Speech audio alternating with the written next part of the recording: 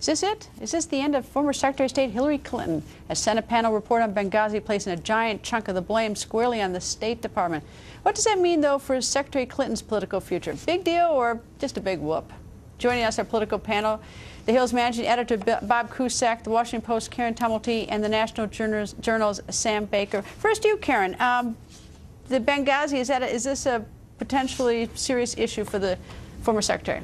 Well, I think earlier you put your finger on the most powerful word in the report, which is preventable. And it is absolutely scathing about the State Department. But interestingly, the Secretary of State's name only appears in that report once, and that is in the Republicans' comments on the report. There is never anything that has a document or anything that gets directly to her about the danger that was there.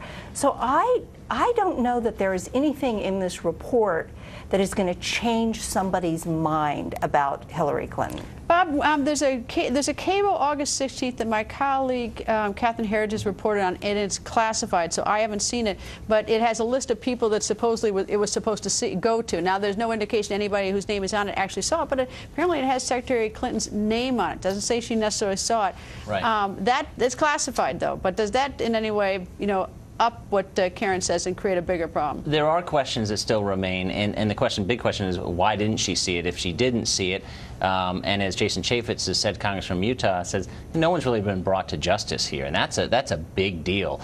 So this is going to be something that's going to be talked about for a long time. She testified before Congress, and she said, right back at Senator Ron Johnson, she said, what difference does it make to a barrage of questions? And I think at the time that worked well, but we're going to see that probably in campaign ads from Republicans because in retrospect, it's not going to play well. I think that's a hard play when 4 people died. Right. You can never say what difference. I don't care, whatever. You can't say when 4 died. I think that's, very risky. Anyways, Sam.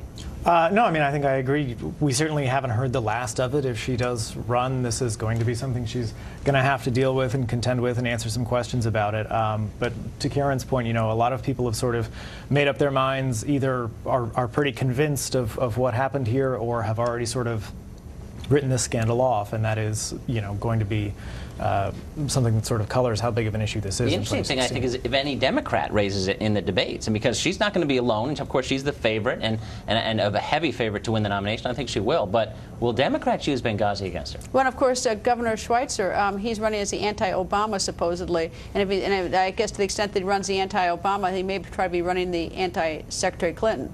Well, the degree to which her stewardship of the State Department is part of what she runs on, I think that will be challenged, but probably more in the general election if she gets the nomination than I think in a primary race. What about the fact that, Karen mentions the State Department, Sam, is that, all the things that happened in the world that, actually a lot of war issues and I suppose the Defense Department issues, but to some extent they're also State Department issues. Is she going to have to answer to all those and all the things that are going on in Iraq right now?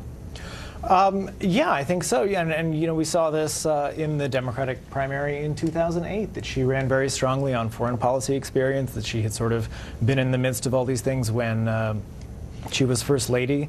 Now President Obama challenged that. So, this is sort of something we've been through before, and especially when you look at some of the attacks and buildup that are mentioned in this report, things that the intelligence community was aware of that were going on. I think that'll be one of the big questions for her. Why weren't you more aware of this? It's lousy to be the front runner, isn't it? Yeah, she found that out last time, too. Indeed, but you even got the Gates book quote where it said that, where Gates says, she says, we don't have her saying it, that her Iraq vote was political.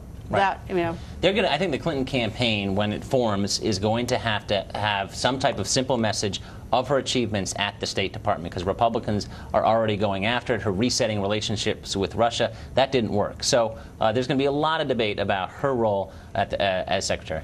Panel, stay with us. Coming up, Hollywood constantly giving first aid to Obamacare, celebrities pushing young people to sign up. But now, one big star is tearing Obamacare apart. That's next. And don't forget to watch Hannity tonight, 10 p.m. Eastern, that wonderful hour. Senator Marco Rubio will be Sean's guest. That's tonight, 10 p.m. with Sean.